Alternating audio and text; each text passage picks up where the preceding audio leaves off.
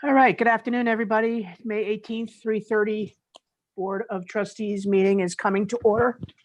We have in attendance Deputy Mayor Laux, Trustees DeBramo and Snaden, Attorney Egan, Treasurer Mordente, Clerk Sakovich, and Administrator Palumbo, and Lorraine from Accurate Court Reporting.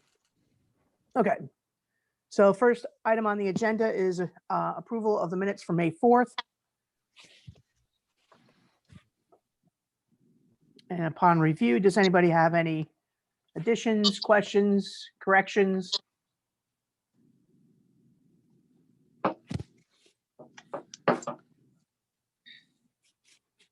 Nicely done. Everything good? Good by me. Okay. Next item is something we need to discuss.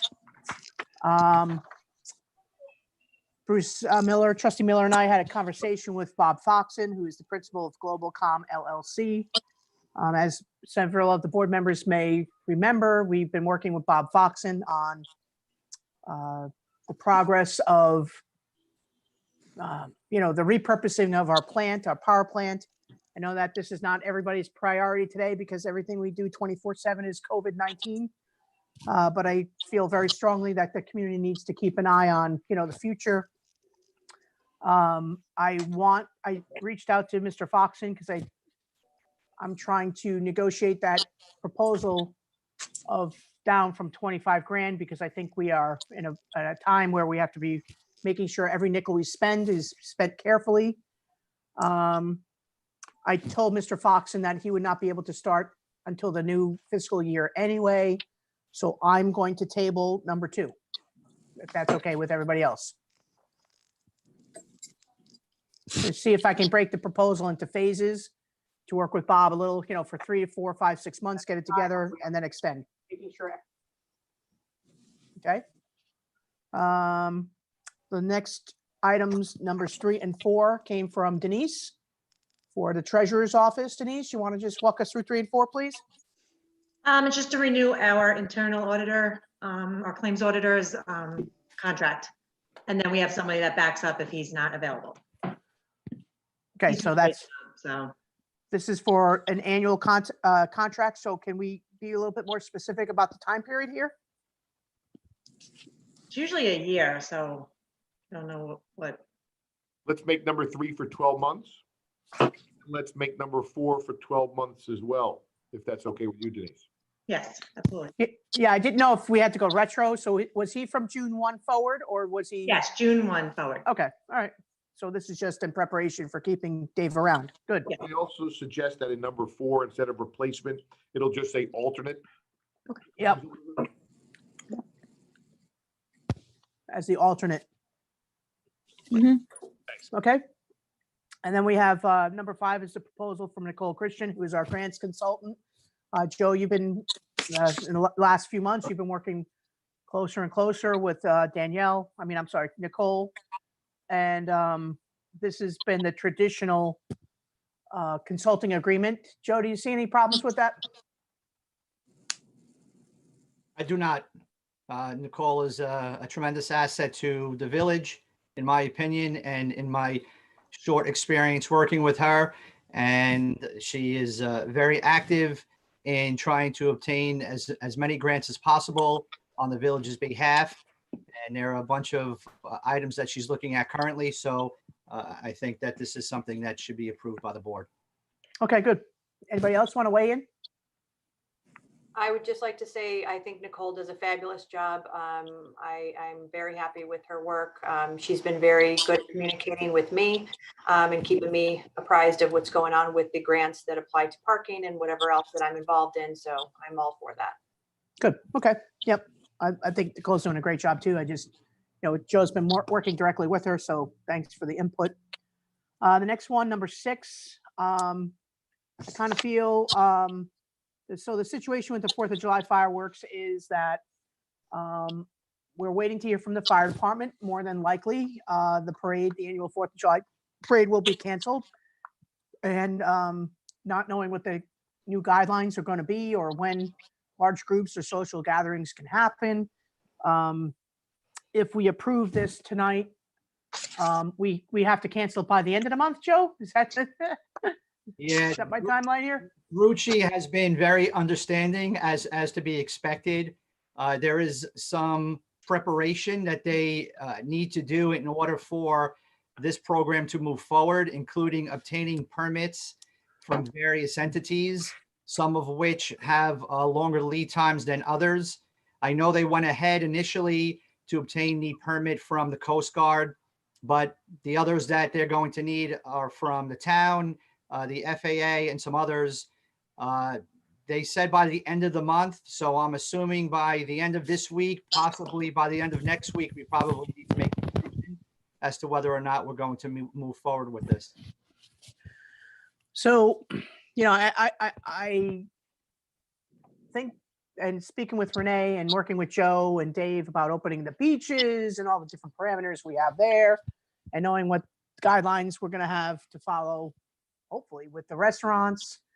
I'm not really sure, folks, that we can actually create a environment where we are able to control social distancing and provide fireworks for our community. Sadly, I wanted to raise this question and have the board, have an opportunity to discuss it, because it would, I think, be the first time in a long time that we don't have fireworks. And I think it's going to be the first time in a long time that we don't do a lot of things. But what is everybody? Bruce, you got your hand up. What do you think? You're muted. You're on mute, Bruce. There you go. I was thinking that if we can't put a couple of hundred people in the restaurant there, it might be a waste of time to try and do fireworks. I mean, I'm going to miss them, but I just think that that's a controlling thing. Do we have any feeling or sense whether we're going to be able to open the restaurant or portions of it? Well, I think at most things are going to be maybe 50% capacity.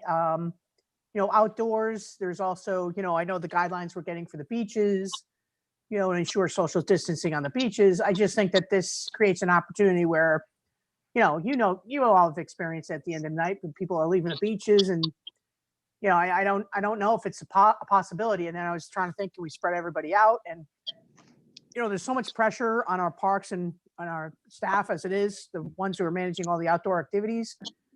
So Kath, you want to say something? Stan? I will. I believe that as long if the environment on the 4th of July is the same as it is today with most of the restrictions in place, I don't believe that we can safely hold the fireworks. It just encourages more people to gather. I mean, that's the whole point of it, which is why it's so wonderful, because we all get to come together on the 4th. We don't know between now and then what can change. We do know that things are coming down and changing almost daily, but if we have to make a decision by a certain date, I think we have to err on the side of caution and just cancel it for now. That doesn't mean that we can't do it at the end of summer. We can't do it into the fall.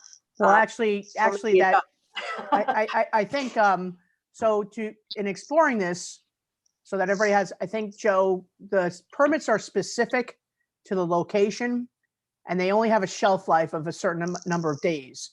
So, are you saying that if we don't do this now tonight for July, that maybe we can do it, in August for September? Is that what your thought was, Kathy Ann? Because I don't know what Grucci's lead time is.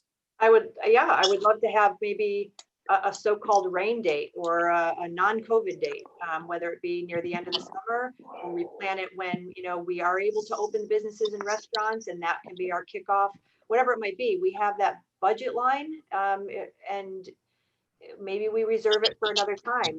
It could even be in the fall. Our weather is good here, for quite some time into the fall when things calm down or settle down. Maybe as a start to school, if the kids get to go back to school. We can be creative, and we can have the community's input on their thoughts on what they may want to celebrate and holding. Okay. But we can work. I know the Waterview does a viewing there, and maybe we can work with them on an event. I don't know, but I think the 4th is not that far off.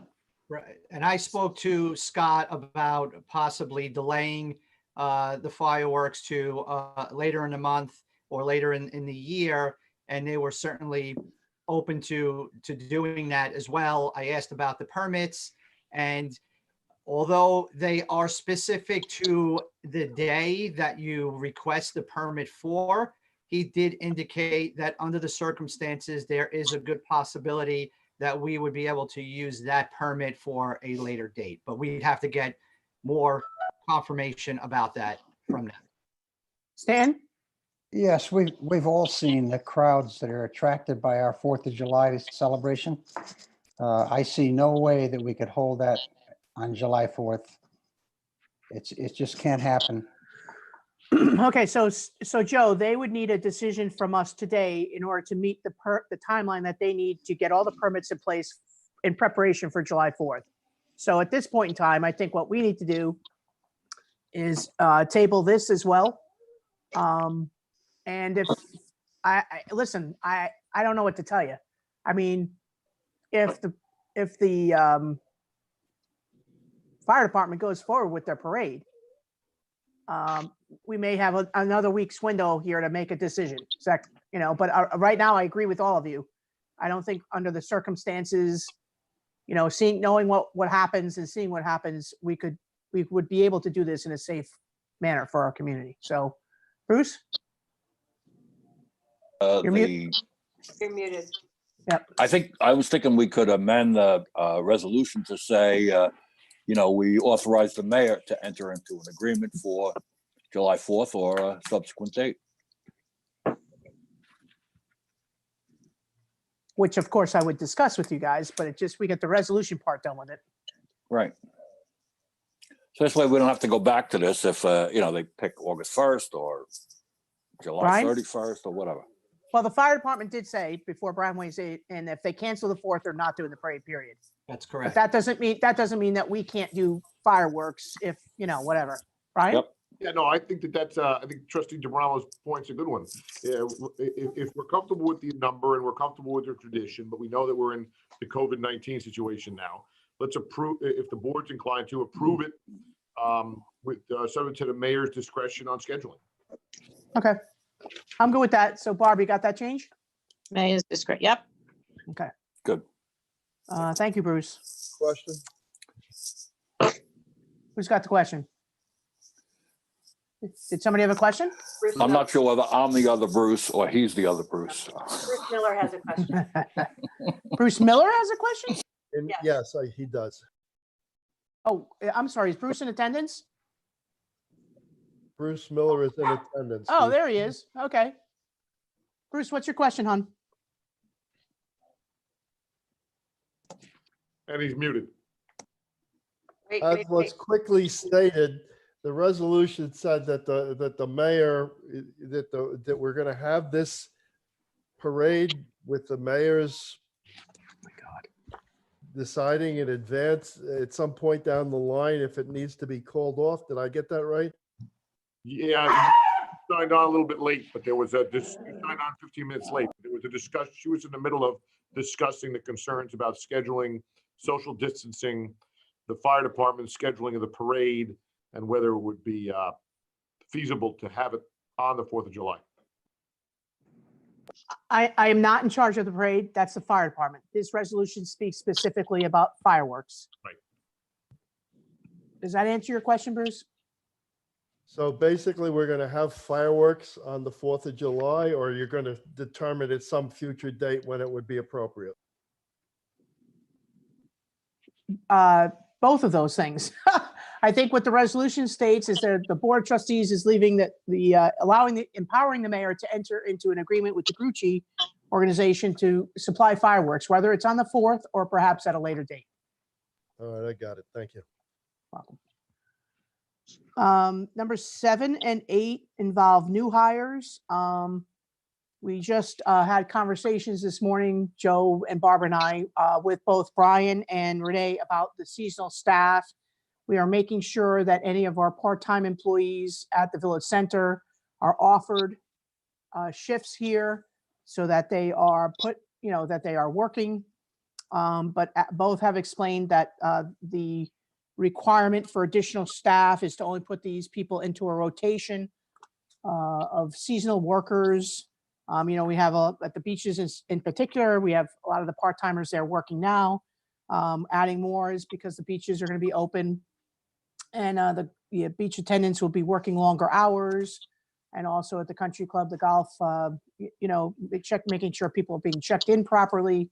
So they both need a bank of people and in order to make sure they have proper, people for each shift, because kids go to school and people go on vacation, that's the normal world. But does anybody have any questions with 7 or 8 or anything to add to that? Stan, you want to add anything to that? I'm good with it, except we're getting people that are sneaking past people up on the top of the hill. And I don't know how to stop that. That's another issue. I know it's an issue about the parking lots. Stan, when you say sneaking past them, are you talking on foot or the cars? On foot. Yeah, okay. I have that in my report. We can discuss it then, or if you want to talk about it now, we can. Well, let's get through the resolutions and then we can talk about new business. Okay. So yes, potentially we can add more attendance. I think there was something discussed about a, parking lot attendant. But we have the warrants. I know in my review of the warrants, I had some questions for the treasurer's office. My questions have been satisfied. Few recommendations for, our ground superintendent at the country club moving forward in terms of buying his pesticides and things of that nature. I know he gets bulk when he orders them up front. But otherwise, did anybody have questions on the warrants as presented by Treasurer Mordente? None? Okay, so we're going to make a motion then. Bruce, you entered the conversation a little bit late, Mr. Miller, on agenda item number 2, which we are going to table for the time being. We are going to go back to Mr. Foxen and see if he can maybe break down his proposal into 5,000, 7,500, 10,000. We're in a bit of a constraint. I told him he wasn't going to start working till June 1st, so we have some time.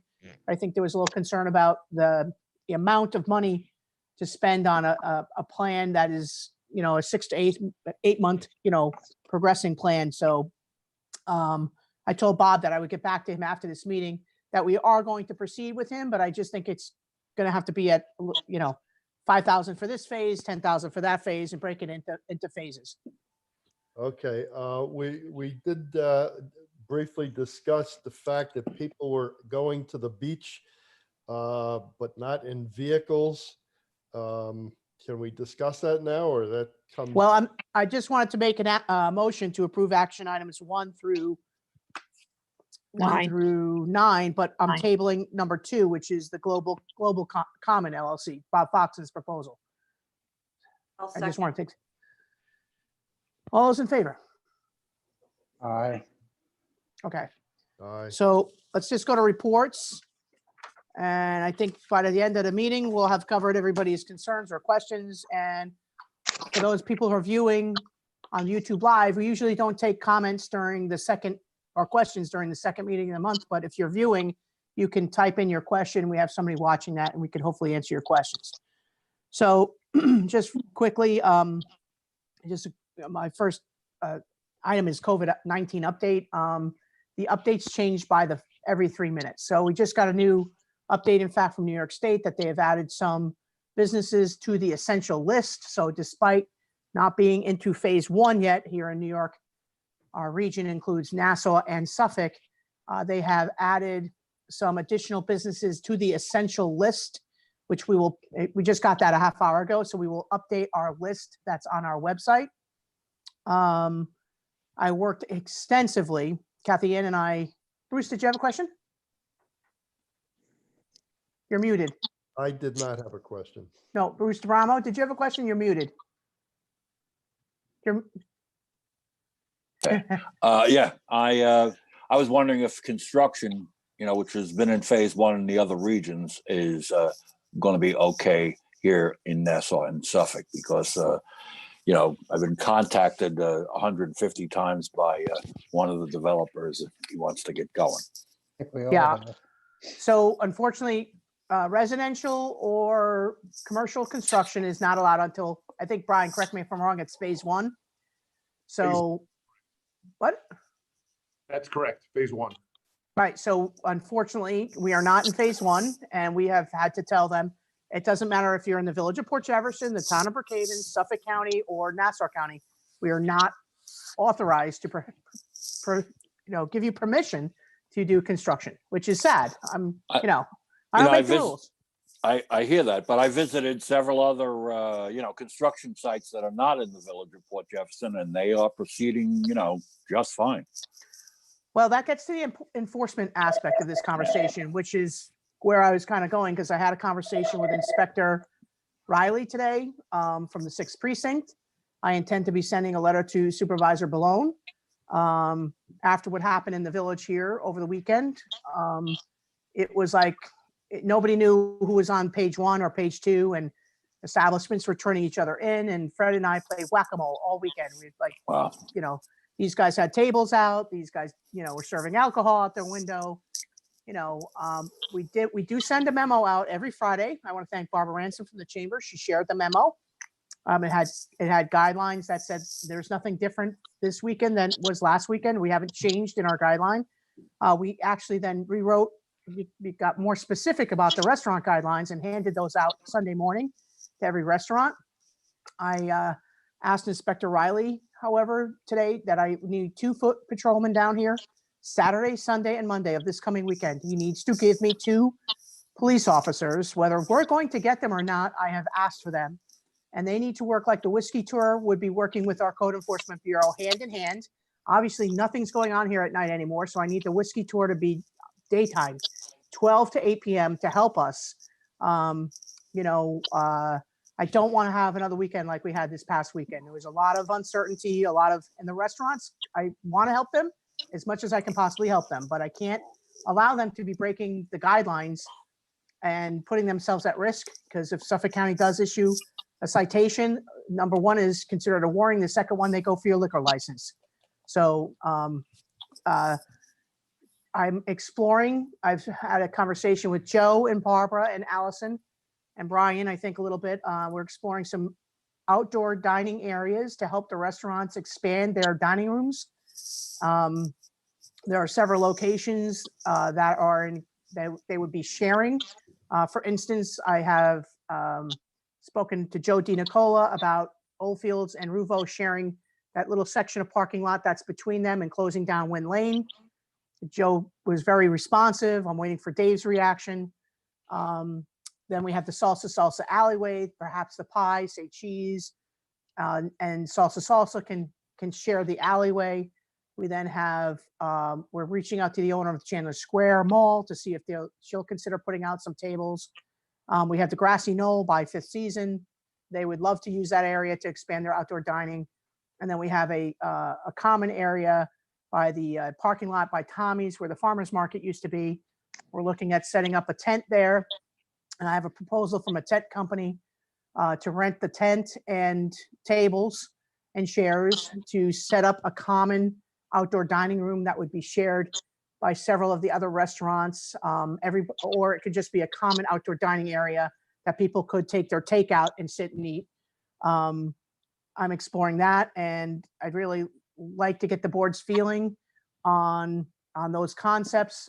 Joe has reached out to the insurance companies. They're basically advising us to have certain guidelines in place, which we do because we do have an outdoor dining permit, that several of the restaurants are sending in.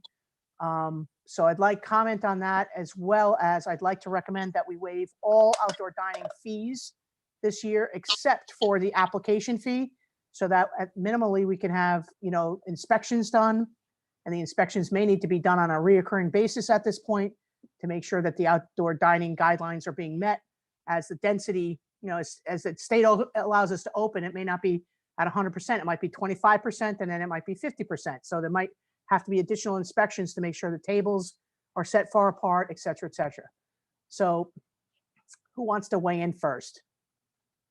Bruce D? Stan? Kathy Ann? Yeah, I will. I've been working on this as well, and I fully support the concept. I'm kind of picturing it as like a food court type concept where you go to whatever restaurant you want and get your food to go, and then you have these tables where you can bring your food and sit down and enjoy your meal without having to take it home. There's a lot of options, and I think our insurance and all that is going to come into play.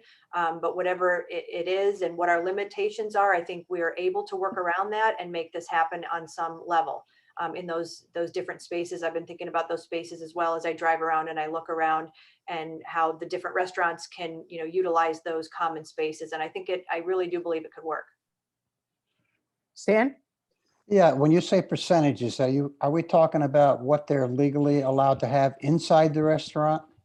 Yeah, but I do Okay. think also that an outdoor area is going to require social distancing. So to prevent people from putting tables together, so we're going to mark, our concept was to mark out, where the tables would be allowed to be so that they're actually set up social distance, and if the percentages change or the density changes, you can then add to that grid, let's just say.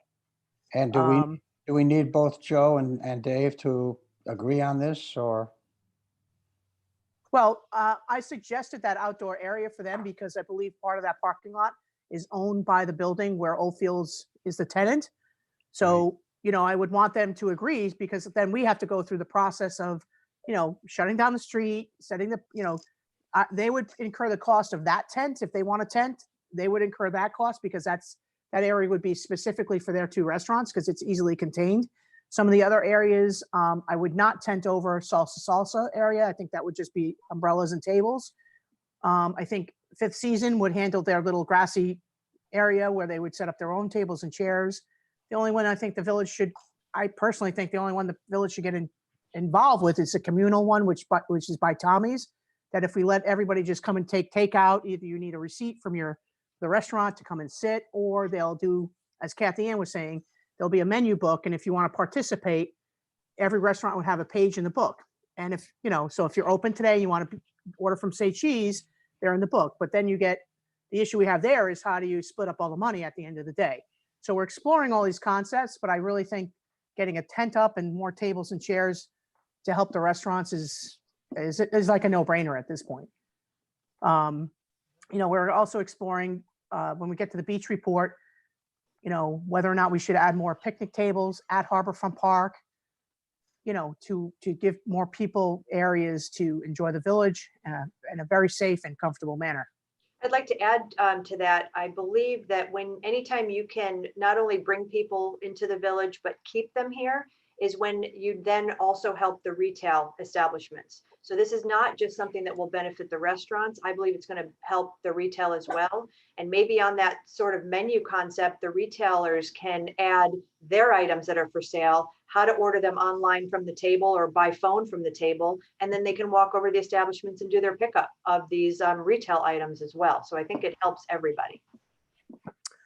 I think, when we get to phase one, merchants will actually be able to allow people to enter the store and they will also, I think, allow more than one person in the store. Right now, you can only have somebody in there to help facilitate the pickup orders or fulfill the pickup orders. So, as we, move through this opening process, the good news is we're kind of learning from the other regions. We're seeing what the guidelines are and the specificity of those guidelines, and we're then able to take them and translate them to our village. One last thing is with Zooming with the mayor. I hope everybody goes up. Sorry? A question on the one we were talking about. You had mentioned that you're going to have greater supervision, making sure that regulations were enforced. Is there a cost associated with that? Extra personnel time? For which location? For any For the common location, yes. I have a proposal from Lisa Harris, the owner of PK.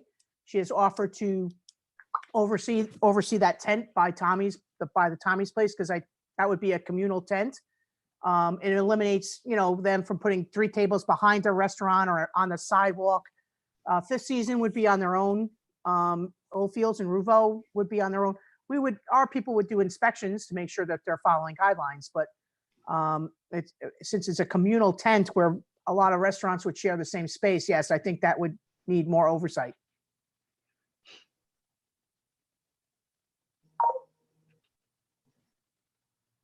Does that answer your question, Bruce? You're muted. It did, yes. Okay, shake your head. That's good. Okay, thank you. Resuming with the mayor, guys, if you look at the sessions, you'll see Theater 3 is open, the library is open, the Long Island Maritime Explorium is open. We did one with the golf country club is open. If you want to, there's any village partner that wants to share their story about how they're open or servicing the community. I learned a tremendous amount about our partners and the merchants and what they're doing to stay in business. We have some others coming up. We learned that Tiger Lily is open, for instance, and so as people are re-entering or getting back online with us, we found that the exposure was very successful and good for them to have. So if you have any suggestions for me, I'm happy to take them. So with that, I'm going to move on to Mr. DeBramo. Bruce, you have anything for us? Sorry, I lost my pen. You're on mute.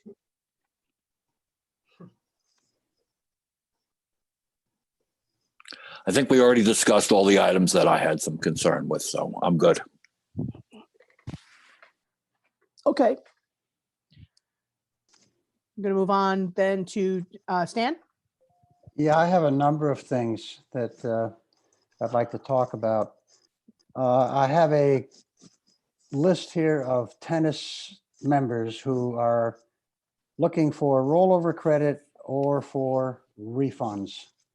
I don't know if the board members got a copy of this, but I have 4 people that are quite insistent upon refunds, and I tend to agree with those 4 people. I met with Brian and Danielle and discussed each one in detail. Those people that are requesting have their medical notes on file in time, according to the White Book, with the exception of one. And that one person I know, it would behoove us to give the refund to this person. I would like the board approval on this. It's a total, these are all unfortunately non-residents. It would be a total of $2,760 on a refund. So, and Move to approve if that's appropriate at this time.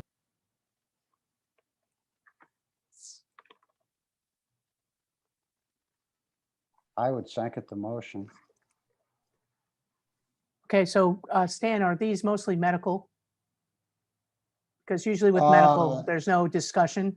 No, they're all medicals, yes. One of them, for example, is an 89-year-old person. So that's fine. Stan, are we going to have a? I know with tennis there was a late start, and I know with tennis there's a lot of concern. So is there a time where this request for a complete refund versus rollover is, how long do we entertain those? We are past the deadline on any refunds.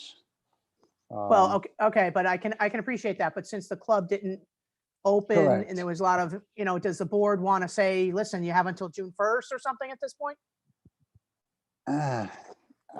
I would rather not announce it. We've been pretty successful in talking these people into rollovers. Okay. At this point in time, we have 1, 2, 3, 4, 5, 6, 7, 8. There's 9 on the list, and 5 of them are going to go with the rollovers. Okay. Okay, so all in favor? Aye. We, Some other things I have. Of course, you all know that golf is open, and we're doing very well, by the way. Our golf membership to date right now is 400 versus 422 last year at the same time, which I think is pretty darn good considering the circumstance. Tennis, as I reported last time, is way down, and that's understandable also. Kayaks. I would like to use some of the money to build some new racks down at Crystal Brook. This year, they're paying $25 each to sign up for the racks. I was down there with Dave the other day. I did meet with Laura, the gal that's kind of heading up the permit situation down at the beach. We're perfectly legal where we want to put them. It's simply an extension of the existing rack. For $300, I can put 12 new racks in at Crystal Brook. This is the place where people want to go. So, I'm sorry, Stan, so you want to build, you have space and you want to build another rack, and the racking systems hold how many kayaks? This would, right now we have 44 down there. And this would add 12 new racks. If you're familiar with the way they're laid out, it's just an extension of the same. Right, so it would add 12 new slips. Correct. Barbara, we've been getting a lot of people asking for kayak use. You're on mute. Are they asking for this location or is it Centennial? Crystal Brook Hollow is always the first location that they ask. I mean, we did Okay. do the lottery already, so we've already dispersed some to the other locations, and I have a long waiting list. For Crystal Brook Hollow? Well, in general now, but yes, Crystal Brook Hollow is always the first choice, usually. Okay. I'd like to add that I do get a lot of requests and comments and questions about the lottery system and the kayaks. I always send them to Barbara, but there's been it seems like more so this year than I had. Well, this is my first year going into spring as a trustee, but even last summer, I got a lot of questions this year. And after the lottery was done, people were asking, is there any way to, get on this list? So I can't see why we wouldn't want to move forward with more racks to accommodate those people. Okay. We have room down at Crystal Brook to put quite a few more racks in without bothering any of the neighbors. Question? This is really growing fast. Go ahead, Bruce. Well, so you want to put in 12 more slots, slips, what have you. Would it not behoove us to put more in? Does this pay for itself with the fees over time? Yes, it does. So maybe we should put in more than 12. I'm speaking from personal bias. I just bought a kayak, so I just to understand Yeah. that. But I'm not on the list, so it's not going to benefit me. But there are a lot of people who want it. We want to provide the service, and we seem to have the room for it, and it pays for itself. Well, what's really expanding this a lot also is the advent of the big boards too. The paddle boards. Correct. Yeah, so do we have more space at Centennial for another 12 rack system? Yeah, Centennial is, I don't really care Oh, for okay, this. I mean, I'm just to follow up on Bruce's point. If we have, Yeah, so let's do 12 and fill those. And if the guys are building and you have space, I don't have a problem with it. Because I do see people are calling and emailing every day. Other question. I also You say you have a lot of people who want paddle boards. Do they take up less space? Could we put up a system with 18 or what have you paddle boards? well, last year, if you remember, we allowed people to double up, providing they were identical or similar. We have doubled up kayaks. We can double up the paddle boards also. We can put 2 paddle boards on 1 rack very easily. But that assumes that you've got 2 people who know Correct. each other and get along, as opposed to just Correct. offering an opportunity to an extra person in the lottery. Yeah, the paddleboard racks would be a little bit different. In other words, the distance between the top and the bottom would be a lot less. So it would take up a lot less space and get more boards in. So if you want, we can build 12 kayak racks, or in the same space, going a little further, we could probably put 24 spaces in for paddle boards by using the same amount of space we would for kayaks. you could have 24 paddle boards, which you would then move them out of the kayak spaces. And then you would have additional room for kayaks as well. Correct, correct. I also think we have to just keep an eye on parking in those areas. The more kayaks brings more cars, on the nice days, and make sure we have enough space for people to be able to park their cars. We do have an awful lot of space up there. It does need some cleaning up, though. I've been driving through that area. It needs to be cleaned up a little bit. Highway has dumped a lot of wood chips up in there, which has created kind of a muddy mess up in there. And I think we do need at least one more sign where you approach the kayak racks. There's only one sign there that directs the people to go up into that area to park. Would we do better to drop a couple of loads of stone in there in the low areas where it's boggy? Anything would help, better than those wood chips that they put in there. Like I said, they created. So this is my suggestion, that you maybe meet Bruce, because Bruce, you're with Parks, and Stan, you guys can go down there and Okay, check out the area. I think you have our full support to build more racks, but so long as there's adequate parking and the signage, I love it. Does that sound Okay. okay? that sounds great. Okay. The turn, by the way, they're going to open on the 22nd, which is Friday, for takeout. What they're going to do is escort people through the front door out to the deck, and they'll be doing takeout through that window. I don't know how successful it's going to be. They've been a little bit, I know they were loading stuff in there today, so they're ready to go. I saw them bringing in boxes of booze and so on and so forth. So that's going to open on Friday for takeout. Yeah, they're Stan, also, they're supplying a cart, right, for the members? Correct. The refreshment cart will be going around. I think at least if some people Correct. can grab a sandwich or something, that'll be good. Correct. Kathy Ann, were you going to say something? yeah, for the takeout window, do they have places for people to sit, and will that be allowed, or is it got to take and go to your car? Well, you can take and you can sit a few people on the deck, but then now you can go to the brand new patio. There's 6 tables out there that are spaced. We have been sitting out there after we finish golf. So that's available also. You don't have to go to your car if you don't want to. You can go to those tables, or you can go on the deck Okay.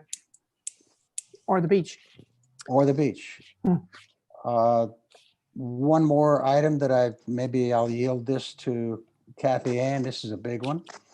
This is the lower parking lot and the issue of parking permits and so on and so forth. I did send out an email today. I think Kathy Ann, you got it. We're having a problem, as I said earlier, where people are bypassing the attendant at the top. They're parking in the parking lot, the lower parking lot, basically, and they're cutting down through the woods. I actually, yesterday when I went up to play golf, a guy pulled in next to me with a pickup truck. They couldn't speak English very well. They had a trail bike in the back of their pickup truck, and they actually asked me where the path was to go down to the beach. Maybe they were chased out of the lower lot and now they're up in the upper lot. The upper lot, I don't believe, can be enforced because of the fact we have so many guests there for golf. We have guests for tennis. When Crest opens, of course, you can't have the guests running into the hotel or into the pro shop and running back out. But I think that lower lot we can tighten up. I think we can control that lower lot, which we've been doing a good job this week. I know. I just want to let you know, we issued 30 parking citations Yeah. between Saturday and Sunday. Is that correct, Kathy Ann? Yes, I was going Yeah, to say. there were 16 one night. Sorry, One, sorry. yeah. I have all weekend long, my phone is going off with messages from residents that are down there. They're driving through, they see the cars without the stickers, and I get the call, and contact chief and, they get the cars down there. And as a result, like the mayor said, 30 tickets just this weekend. It's a game of whack-a-mole, a lot like a lot of the things we deal with, where you get rid of the group or you ticket the group, and then the next day they're either back or there's more of them. It's very, very difficult without, and one of the suggestions I had made is having a parking attendant, but that costs money, and that would be the only way to police that regularly. We can't have, and some residents have made the suggestion, can't we have a code officer station there? Well, that's great, but if he's there, then he's not other places. And I think that's a waste of resources to have him just policing a parking lot all day. So I don't know what the final answer is for this, but other than, our residents being the eyes and ears, and when they see something, they let us know and we send a car down there to ticket. And eventually, I'm hoping that the word gets out in the fishing community. It seems like it's a fishing community that they park and then they head down to the beach to fish, that you can't park there without a sticker. If you guys Yeah. want to discuss hiring a time attendant or using beach attendants to go through that lot periodically, that would be the only other way to do this, I believe.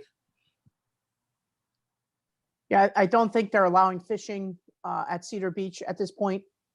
I don't know if that's going to open up.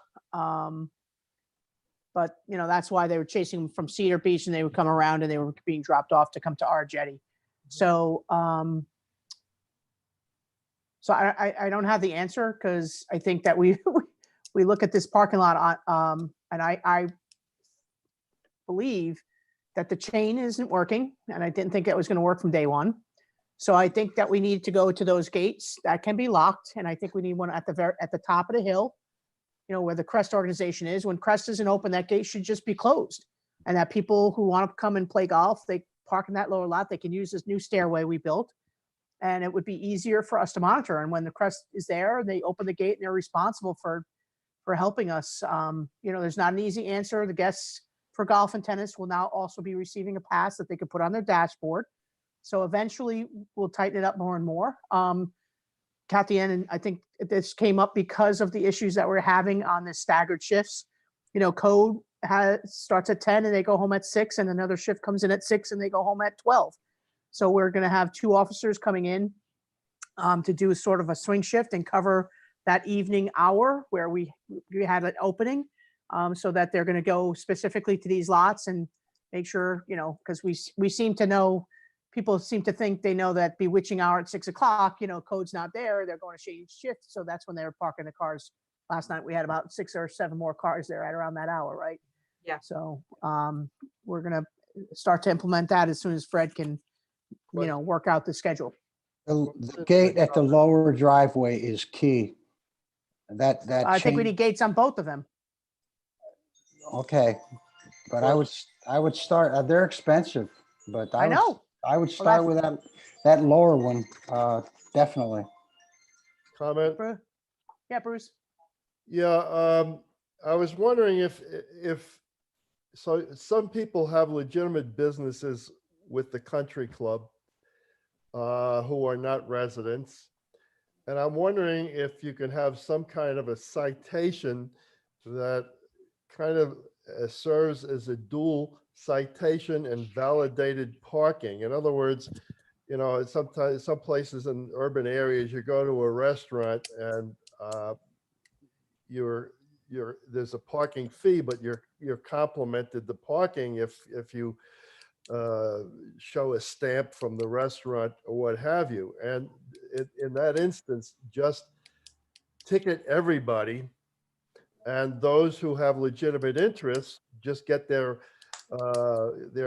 ticket validated, and they go on their way. It doesn't cost any money, and it's not a hassle. The other people have to pay for a fine, and there's not a lot of overhead for us that we have to send personnel to enforce it, build gates, et cetera, et cetera.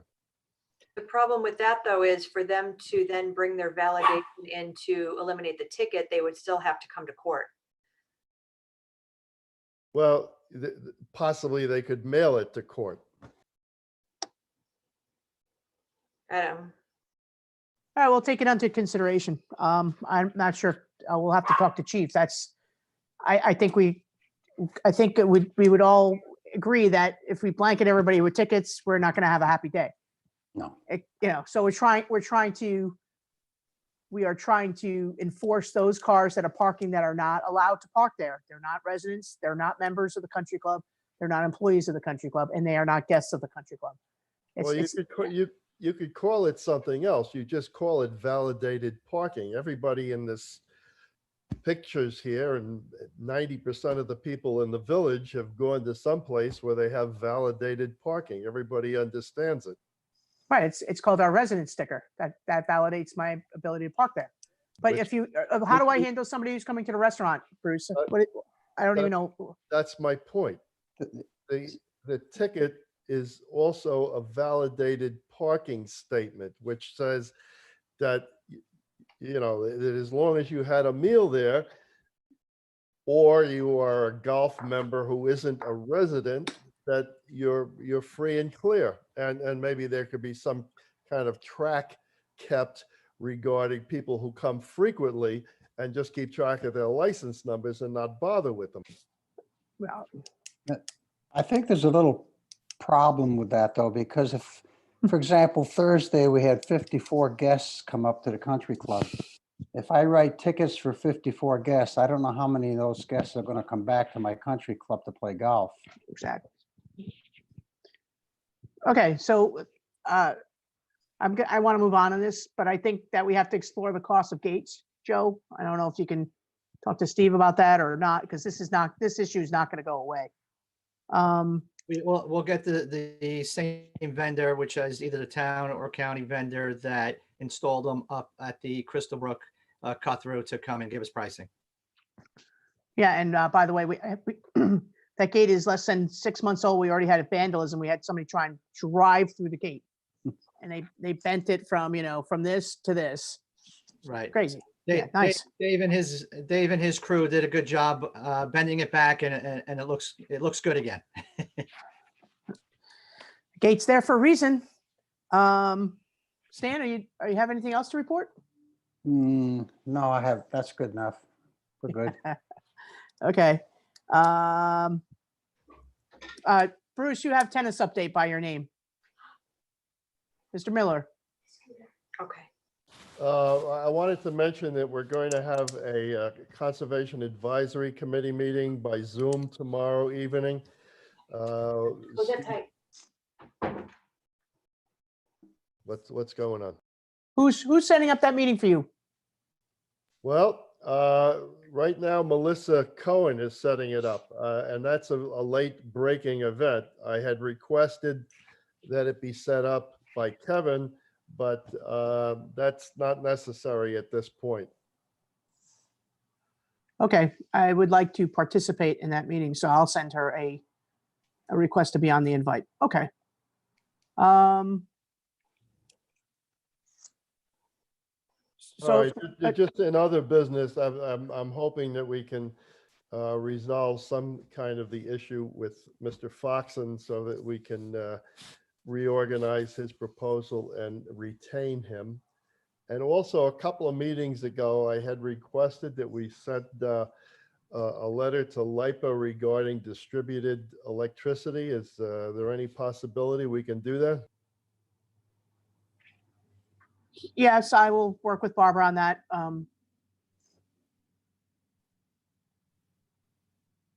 I'll send you a contact. Yeah, I think I spoke to we spoke to Bob Foxon about that. We were on the phone call with him, right? He didn't. Yeah, he was aware of it. Yeah, this is actually being, pressed by another person. And that is, Brookhaven Town is working on this. They're far along. Southampton Town is very far along on this. It's just a way to save money, and there's no commitment, obviously, to sending a letter to LIPA. No, okay, right. That was the letter Assemblyman Thiel wrote. Right, okay. Kathy Ann? Yes, with the school district, we had a meeting with the superintendent about graduation and doing something special for the seniors. And while they're still discussing these plans, and waiting for further guidance from the state. We, as at the village, have offered whatever assistance we can with helping them out with whatever idea that they have, whether it's their graduation ceremony, and they have a few options there, with honoring the seniors with yard signs or posters or whatever it is. We discussed many ideas and we offered our assistance in any way. So that's forthcoming when we hear back from them. With code and public safety, we talked a lot about that today on the different areas of the beach and the parking lots. Downtown farmers market. With the farmers market, it's my understanding that that has been going quite well. I did not attend, but I did drive by a couple of times, and it looks like everything was very well organized and within the guidelines given to us by the state.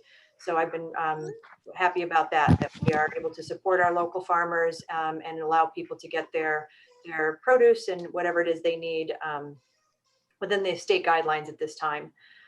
We have had a couple of questions, especially over the weekend, about open containers and how they can be served or not served from the different takeout windows, and what the rules are. So I just wanted to reiterate what those rules are. And it's my understanding, and Mayor, you can help me out with this, but I believe that the restaurants can serve alcohol to go, but they must be in closed containers. They cannot contain a straw.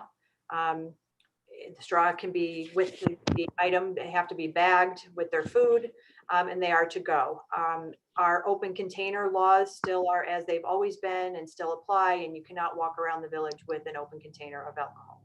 Is there anything Correct. that I needed to add to that, or is it pretty much that simple? That's, Brian? you would think it was that simple. That's correct. No open container law still is in effect. So that hasn't changed in any way. That's always what it's been. It has not been affected. And the restaurants can serve, but it has to be in a closed container. Okay. So what happens if somebody takes a container that is contained within a bag and adds the straw later and keeps the container within the bag? Is that proper or not proper? Not that I want to play defense attorney for those defendants who may be ticketed for that violation walking around town, but to get into it, the issue is that's an open container of alcohol, and that person will be issued a summons.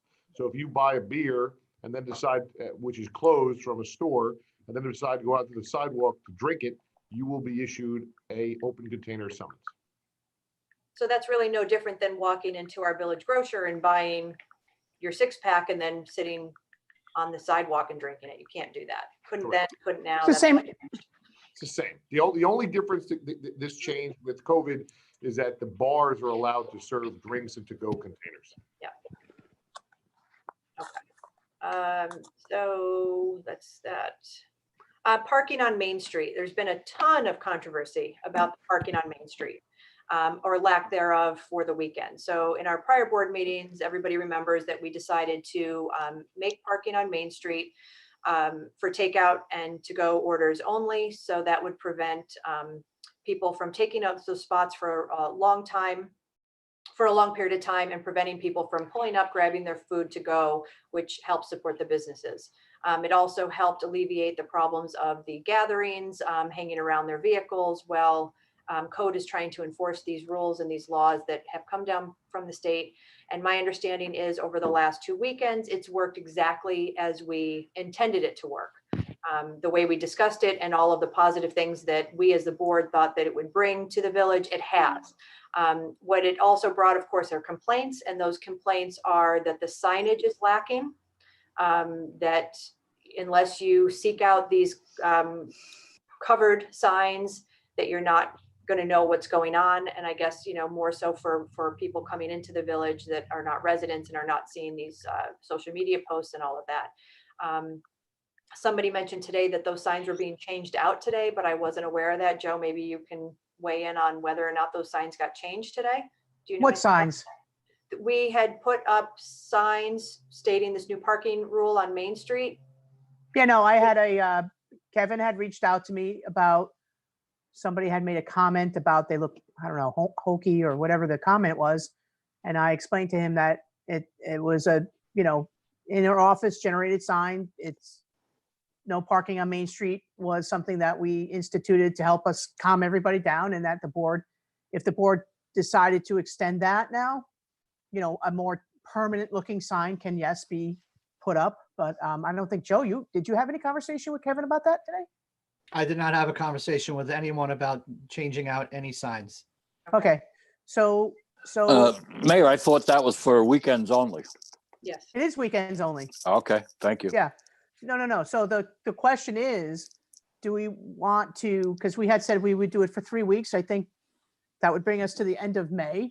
And the question is, do we want to, extend the no parking on Main through June, or, any more of a, past Memorial Day weekend? I really I can speak for Fred.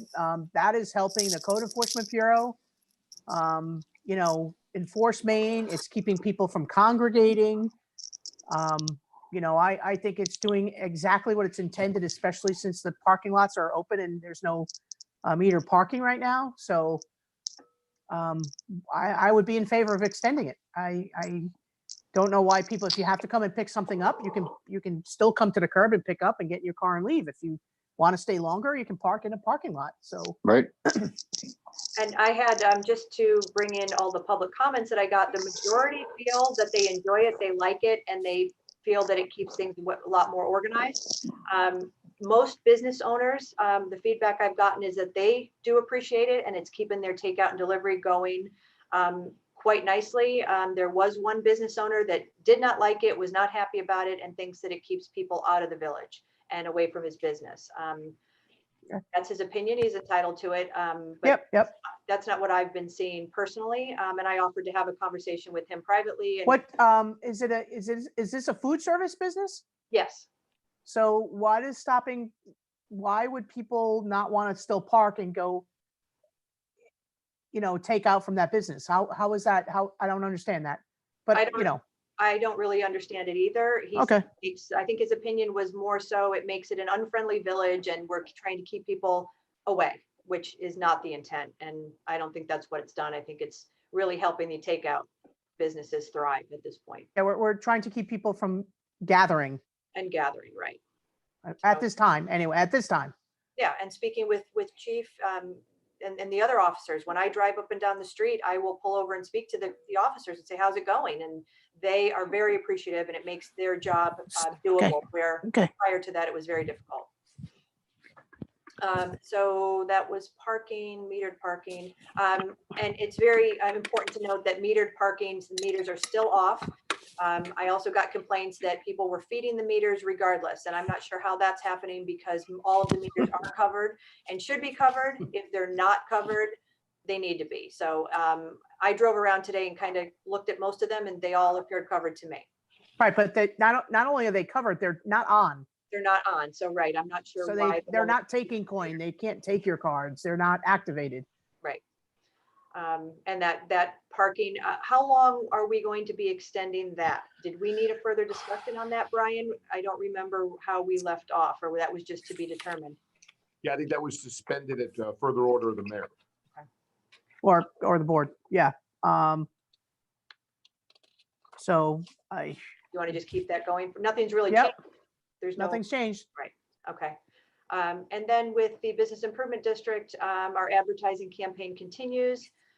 We have been distributing the reopening guidelines as they are given to us by the state. Whenever they come in, they're written up and handed out to the Business Improvement District as well as the Chamber of Commerce to be distributed. So all the businesses know what the rules are and what they can and can't do as we progress through this COVID time.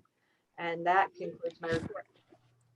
Thank you, Kathy Ann. Going to go to Attorney Egan. No, nothing to report further, Mayor. Thank you. And then Administrator Palumbo. Joe? Oh, okay. Can you hear me? We can hear you, but your image is like frozen with the kind of evil looking face on. Can you all hear me?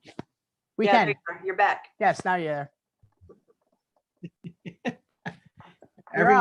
Everyone was frozen for a second there. Yeah, okay. Okay, so The phase of the drainage up. Sorry, Joe, we can't hear you, hon. Can you hear me now? We can hear you now. Okay, sorry about that. It must be the internet connection. Yeah, you're good now. So are Okay. you on your phone? No, I'm on my laptop. Okay, all right. All right, so the drainage up at Station Street, at least this phase of it is now complete. I think DF Stone did a really good job. Our engineer, Bob Brown, as well as Steve from DPW had mentioned that they did an excellent job up there. I agree with that. So DPW will now be restriping that lot again. And there are some areas where we had filled in with asphalt where a drain had been set in, and that will stay in place until the next phase or with respect to drainage begins, as well as the road. But for the most part, I think that project was done very quickly, and I think they did an excellent job. D&B Engineering is going to start their site survey of Highlands Boulevard as well as East Beach very soon. They're going to get me the exact date of their mobilization to do their site survey of the retaining walls in both locations. I'll share that with the board as soon as I have that date. The village has ordered some lawn signs that are going to hopefully be helpful to residents and business owners in the community in terms of as a reminder to social distance, wash their hands and wear a mask where social distancing cannot be achieved. Those signs are expected to be here by hopefully Thursday night. And if they are, I will have them to Village Hall on Friday morning, and hopefully we'll be able to distribute those as we see. The vendors that actually submitted a proposal for the pickleball complex were all notified that at this time, the village is not going to be proceeding with that project. And should that change, we will contact them accordingly once that determination is made and if and when it is made. Finalizing the opening of the beaches with all the parties involved. I think we have a pretty good plan and preparation. I'm going to be meeting with Dave down at the beach again tomorrow to finalize that plan, and then we present it to the board as soon as it's completed.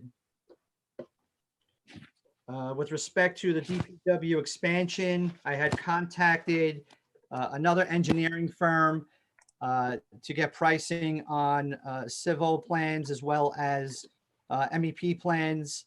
We received a proposal already from another engineering firm, and I think that pricing came in a little bit higher than we had expected.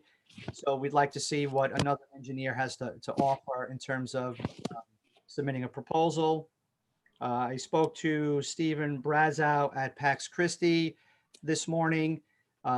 He and Father Frank are open to extending the fence behind the facility there from 6 feet to 8 feet.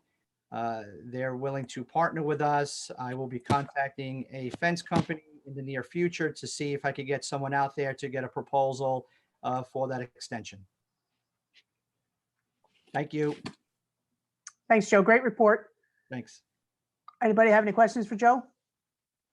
I just wanted to add to that fence thing for anybody watching that doesn't know the whole history there. We were trying to get a fence put up between the platform and the back of Pax Christi, but that was going to be on MTA property. We were waiting for the MTA's okay and go ahead after we sent them a letter, and we tried to reach out to them numerous times, but that was not working. We weren't getting any communication from the MTA. So this was our second choice to extend the fence that's already there and work with Pax Christi. So I'm thankful and happy to hear that they're willing to work with us on that. And I think that's going to be a much easier path to get that problem solved.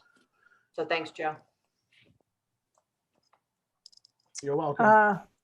Joe, can you tell us about what's going on at the Brook property project? Right. Brook Street and the drainage issue that's over there. Can you just give everybody an update as to where you guys are? Right. So we met out there with the engineering firm that the village had retained.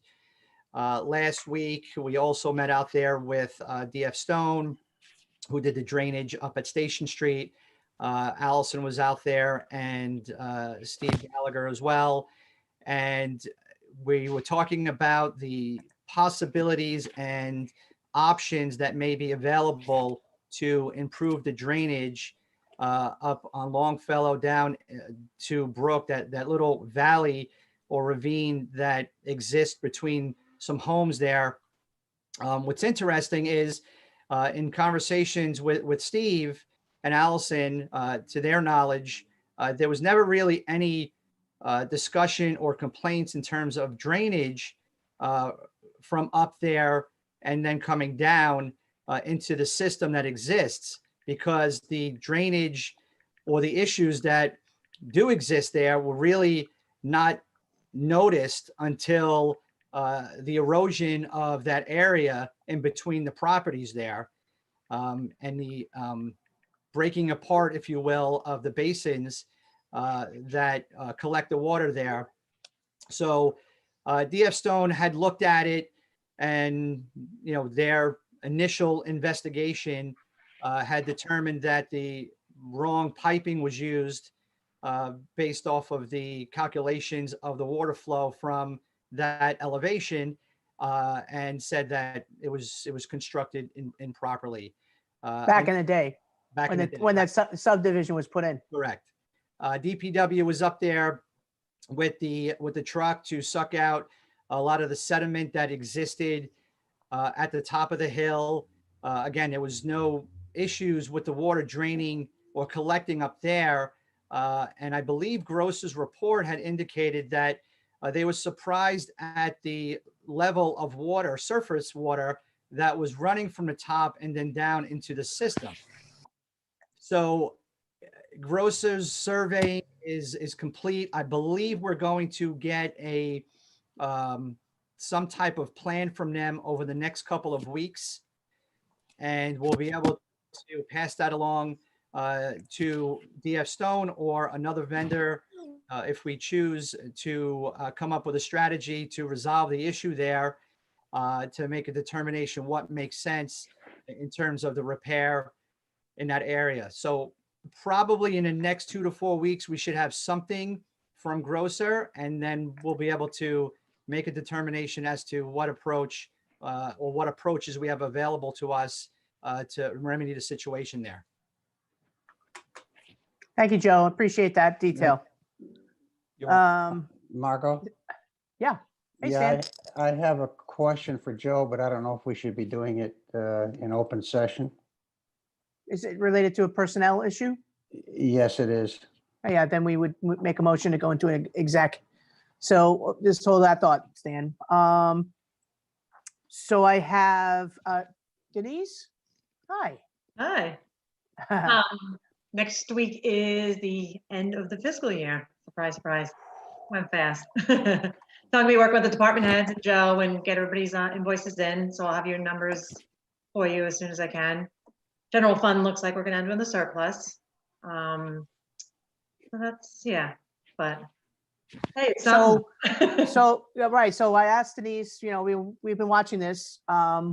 We anticipate or made some calculations, Joe, because we're having to submit all these reports, right? We anticipate that we have lost $350,000 in revenue since COVID, the onset of COVID, and that was only as of May 1st, or Denise, was that projected through the It's end of March, the year? April, and May when it started, when COVID started. Okay.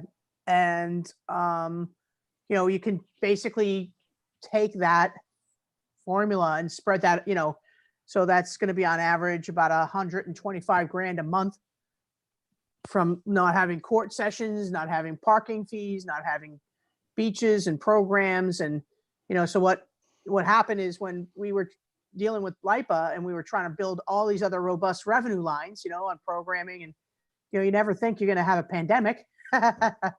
So, you know, now that you're losing sort of those programming lines, it's really going to start to have an impact. So we're looking at how to resolve those issues moving forward. But thanks to all the department heads under Joe and Barbara's leadership, they have worked really great with the Treasurer's Department, and we put a spending freeze in place about 2 months ago, I think pre-pandemic, and you know the department heads did really, really well. So at the end of the year, if we have money left, we're projecting a little tiny bit of a surplus. We're going to put that in areas to help with the capital improvements and the brick and mortar, as we always do in some other areas where the business improvement districts and things of that nature may need some extra help. So thanks, Denise. Anything else? No, nothing else. Okay. Kevin, are you there? I am. You have a report you'd like to make? Yes, I want to make a report. Thank you, Mayor, Board of Trustees, on the EV chargers that came live last week. I'm going to just share a screen so people recognize what that might be or might look like. So you can see that, right? No, he's getting to share his screen with us. So what we have here are the two locations directly from Rocket Ship Park. This is a 2-port level 2 charging stations that are now active and live. And we've tested them completely. As a matter of fact, there's somebody charging there right now. Obviously, we're in a pandemic, so there's been a total of 7 single and separate chargers charging. As you know, there's been a promotional video we put out so people do know how to use it. It does charge both regular EV cars and Teslas. All Teslas come with the adapter, and I think it's a real positive to the village going forward. And Kevin, do you want to add something else about behind Village Hall? Yes, I do.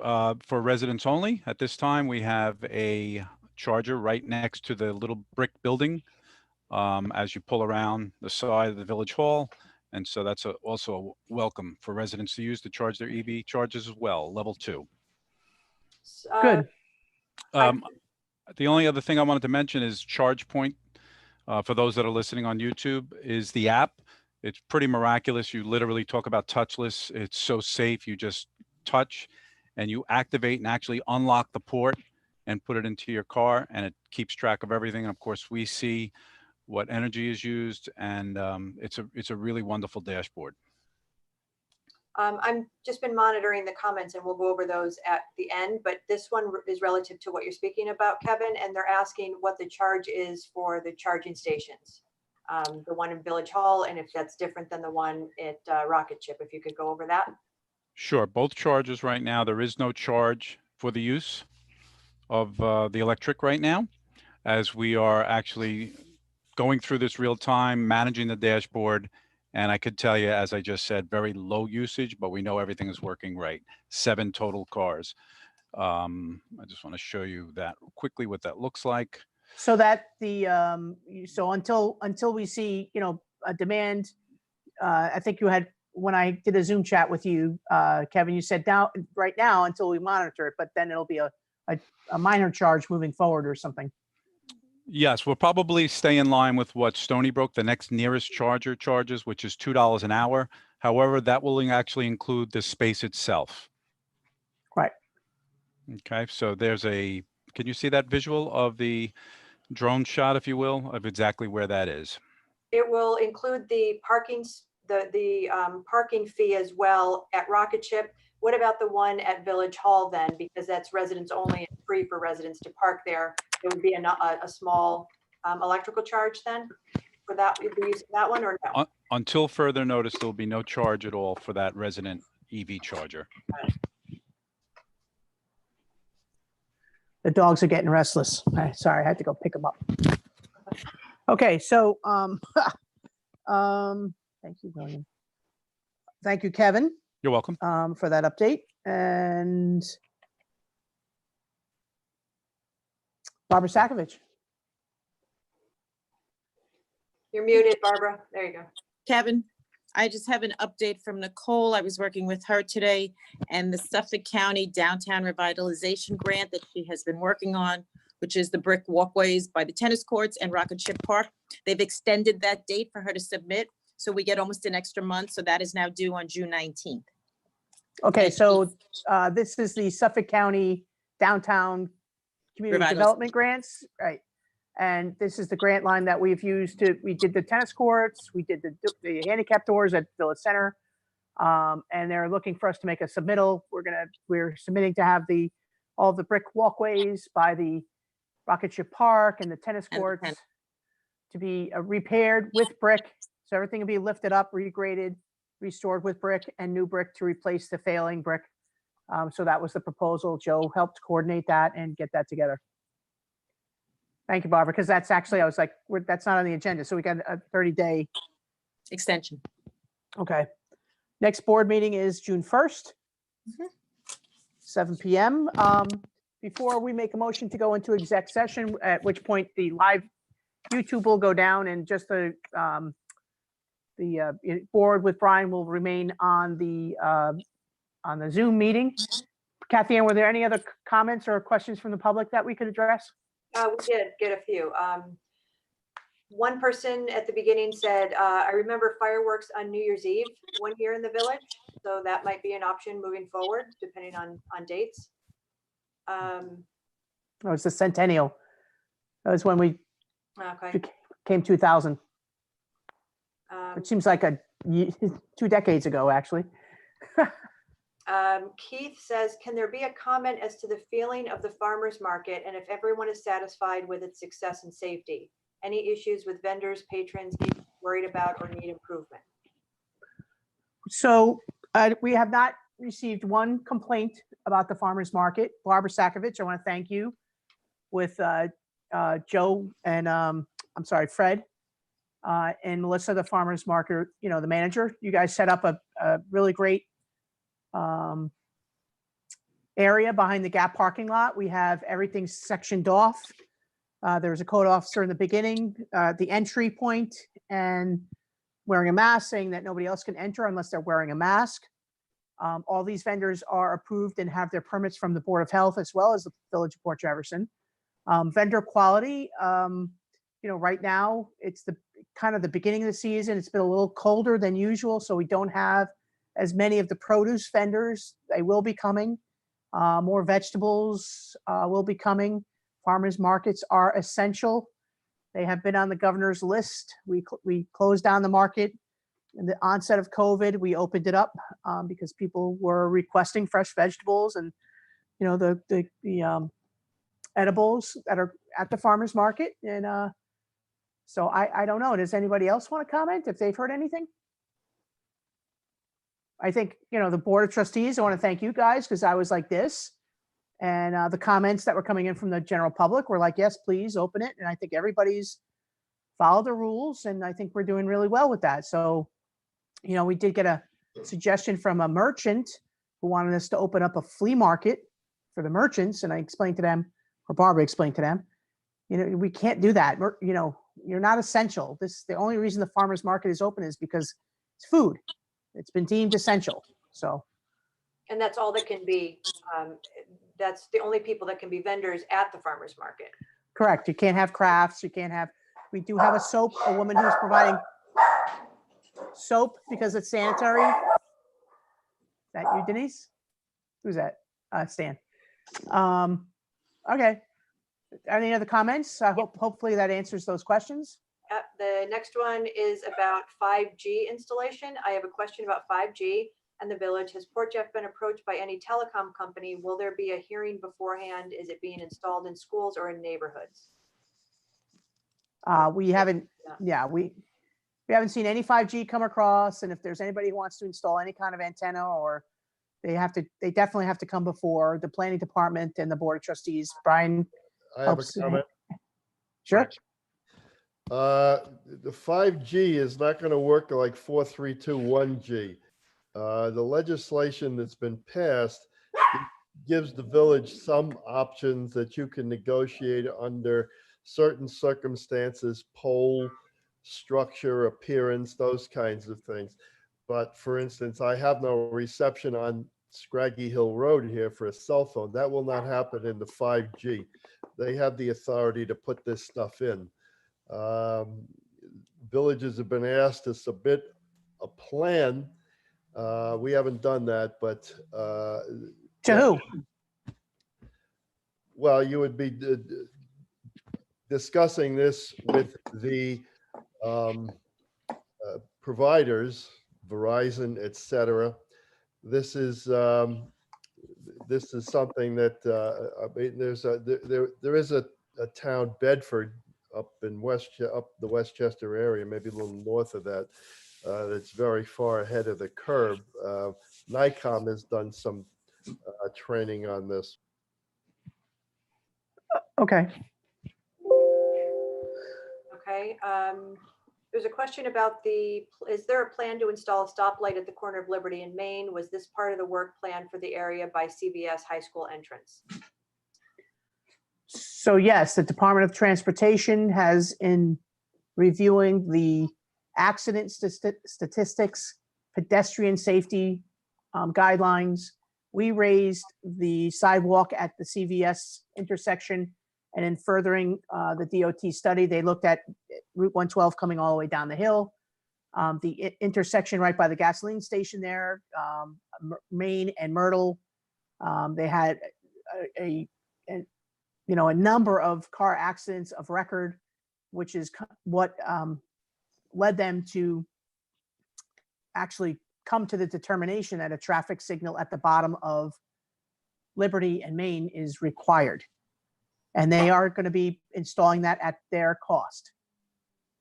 And then we are working with their guidelines on the reconfiguration of the CVS intersection, because it's, again, state road. They'll be putting in, we're going to take that center island out because you can't even see with the trees that are growing. You can't see beyond. Widening the sidewalks and making a better place for the pedestrians to cross. It's going to be a lot safer. Okay, thank you. Where is it? The turn. Will the turn be open to everyone for takeout and enjoy at one of their outdoor tables? I think, Stan, you addressed that already. And that is for, I just want to make that clear, that's for anybody. You don't have to be a member to go to the turn or to get the takeout, correct? That's for anyone who wants to go up there. Yep, okay.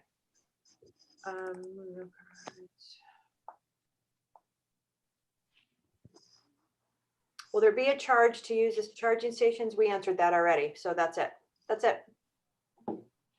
Okay. So I'm going to make a motion to go into exec session to talk about 2 personnel issues at 5:02 p.m. Did we have the vote to approve the action items? No. I thought we did. I made a motion to approve Oh, yes. 2 through 10, right, Barbara? And I tabled number 2. I So yes, seconded. thank you, Brian. I did. I'm fuzzy enough. So again, I need a second for that motion to go into exec. I'll second that motion. All in favor? Aye. Aye. Okay.